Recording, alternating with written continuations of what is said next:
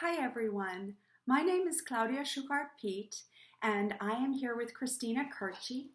And first of all, we're really excited and thank you for giving Christina and I the opportunity to share our proposal for a serious game.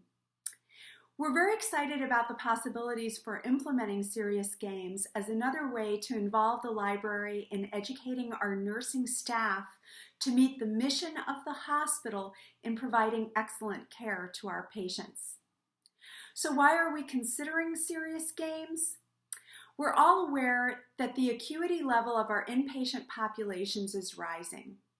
Today's patients not only have a chronic illness, but also often have additional comorbidities that make their plan of care more complex.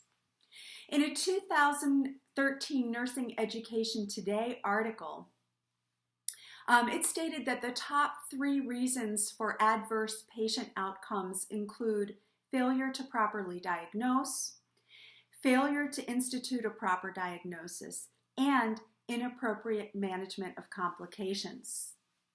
Our serious game proposal will address the last 2.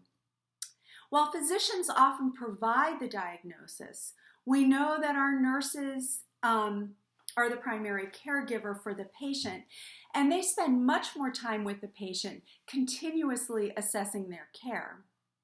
Nurses are also usually the first to detect problems which may require quick action.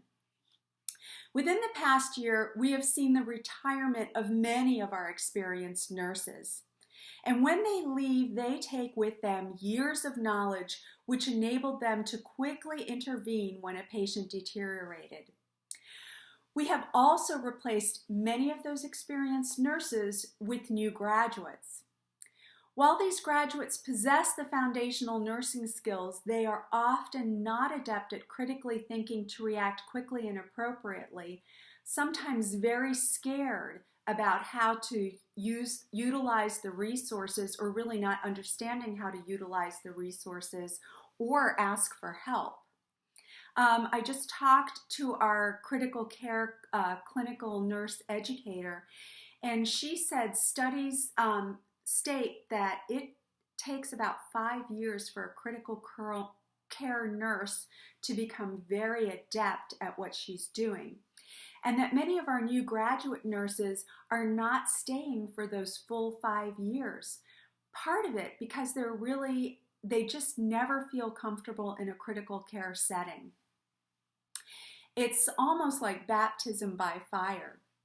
So the serious games will enable the nurses to gain the experience in a structured, safe, non-threatening environment, developing their critical thinking skills and information literacy around hospital databases and resources. This will provide them with a simulated experience that will hopefully give them the tools and expertise they need to quickly react and, most importantly, feel comfortable when they come to work because they're doing really the best job that they can. So a lot of you are saying, okay, she keeps talking about a serious game. What is a serious game? Well, it's called a serious game because it is designed for a purpose other than entertaining the game player. Although many serious games have both factors which we want to also incorporate. Serious games have been used in the defense industry for decades and is being looked upon as a great way to provide professionals in different environments with virtual experiences that increase their skill level. In fact, more and more it's being contemplated to use it actually in education and in healthcare. Decision making is a process, and we know that. Nurses, so when we make decisions, we go through all the steps. And nurses also have to go through all those steps. So they have to consider the situation, collect cues, which would be like patient data. They have to process those cues, identify problems and issues, establish goals, take action, evaluate, and reflect.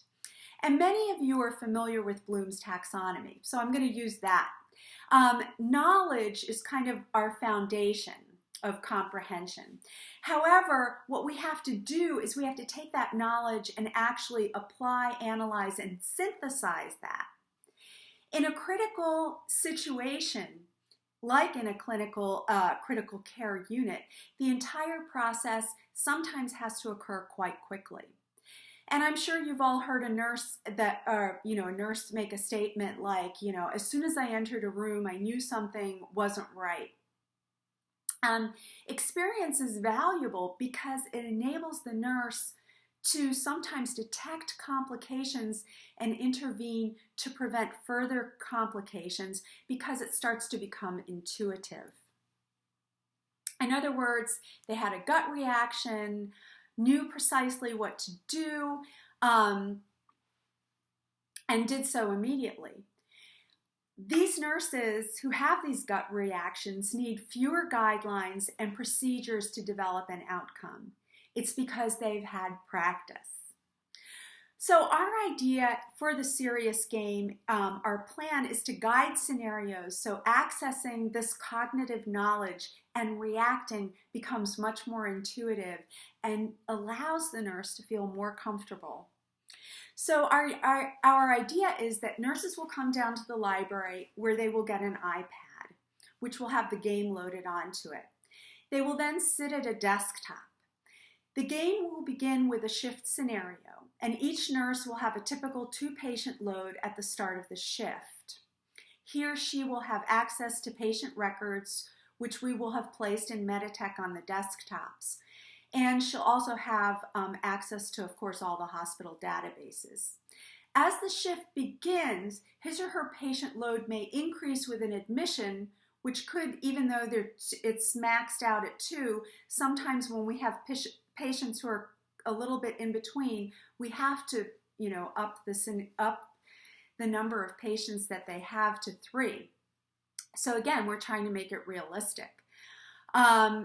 So the load may increase with an admission. They may experience a code of some type, family problems, sudden change in patient vital signs. So it all depends. And as the nurse progresses in the game, scenarios will become more complex. By accessing Meditech and the hospital databases, the game again will be much more realistic. In our research, we also realized that serious games can be stressful. So our goal in creating the game is to incorporate interesting graphics, music, physical movement, humor, and narrative, and try to really work at addressing multiple intelligence elements. Ultimately, our goal is we want nurses to enjoy the challenge and fully engage in the game so that they gain mastery of skills with the end goal of the nurse developing a strong sense of self-efficacy through the development of critical thinking skills. Practice is important. Practice because we know cognition is neither purely intuitive or analytical, but a combination of both. And with that, I'm going to hand you over to Christina, who's going to tell you how we're going to implement that. Thank you, Claudia, for the introduction to serious games and our project. So I will be focusing on the implementation of the actual project as well as pros and cons and why we would like to lead this project. So our estimated time of completion will be 9 months, about 36 weeks. The personnel we will need to complete this project will be quality and risk management staff, health science librarians, 1 clinical RN educator, 2 IT staff members, 3 university computer science students, as well as university computer science professor and director of student projects. Again, 36 weeks is how long we think this project will take, and the outline will be as follows.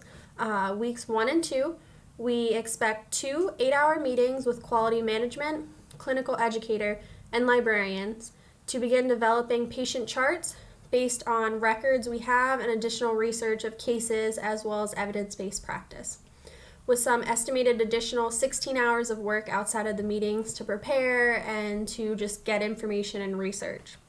Weeks 3 through 12, we'll have weekly 4-hour meetings with quality risk management, librarians, clinical educators, university professor, so we can take scenarios and begin building storyboards. Weeks 13 through 14 will have 2 8-hour meetings with IT, SU students, university professor, clinical educator, and librarians. Weeks 15 through 24 will have weekly 2-hour check-ins and updates with the entire team. Just go over progress and see where everyone's at and combine our information. Weeks 25 through 36 will begin implementation and trial with university nursing students. We expect 4 sessions, 4 hours each, with the entire team and the students. In addition, we're estimating about 48 hours of additional work per team member to troubleshoot during this 11-week period. The librarians and clinical educators, on top of that, will have about 12 hours of extra work for Captivate 9 and troubleshooting instructions. The supplies we'll need for this project, on top of the resources and expertise of the staff members that we are hiring on, we'll need 6 iPads, as well as Adobe Captivate 9 for the computers we currently have. The total estimated cost to develop this game to complete the project for staff and supplies will be $60,000, $906.24. It's very specific, so that is a rough estimate.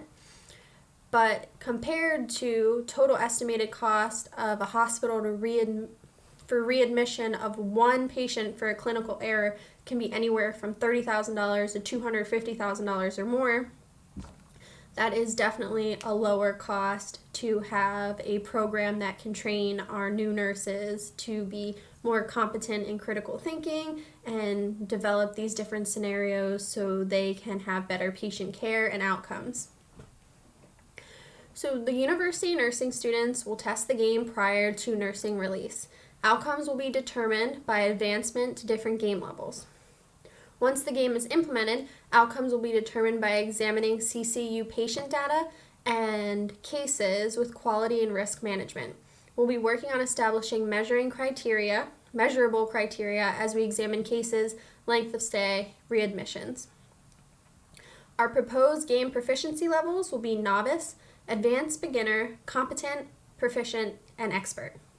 Our target user will be new nurses, and when we say new nurses, we mean a year or newer. So that's when we really want to start them in this program and get them going with the serious games.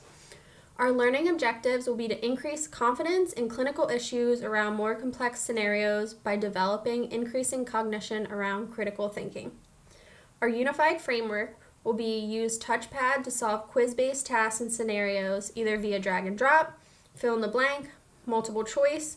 In this way, we're creating a non-linear pathway to completion. Again, the software we'll be using will be Adobe Captivate 9 and Photoshop is already installed in all the devices we'll be using. So next we'll have the pros and cons. We'll just lay out the pros and cons of this project. We'll start with the cons. Currently, the librarians, we don't have all the technological skills to develop the game on our own, so we have to outsource a lot of information, as well as we're not as proficient in the healthcare system as a clinical nurse or someone with a medical degree, so we have to outsource that information as well to develop the game to make it realistic and have nurses have the capability of really learning these critical thinking skills in real life scenarios. We've never developed a serious game before, so we don't know if this is a realistic timeline. We've done our research, but again, things can come up, and each scenario in this case would be different. Everyone learns differently, and these devices, the serious game that we're deciding to create here, might not benefit everyone. The pros of our project. It enables the library to be more involved and provide a new resource to our medical education community. It allows for development of skill sets, allowing for the opportunity to track development and skills. So supervisors or managers of these nurses can really track their progress and know their weak areas and their strengths and just really help them become better nurses and better with patient care, outcome, and critical thinking. It incorporates information literacy, especially for resources relating to patient care and evidence-based practice. Supports the collaboration with other departments, as well as supporting the mission of the hospital. The cost of the game development is far less than the cost of just one medical error to the patient and the healthcare system. Why we think our team is best to manage this project. So between Claudia and myself, we have a background in curriculum design and simulation. We have skills working in intra-hospital collaboration, extensive background in utilizing hospital databases and resources. We can manage people with different skill sets. We can work together to carry out common goals harmoniously and really just work to get everything done on time, juggling those multiple tasks. We're proficient in organization, schedule management, and evaluation of skills. And again, our project just really incorporates the mission of the library, which is to help improve patient care and outcomes. And that's what our serious game would do for the nursing staff. It would help to improve patient care and outcomes. So thank you very much for giving us this opportunity to present our serious game proposal to you. We look forward to answering any questions or concerns you may have moving forward. Thank you.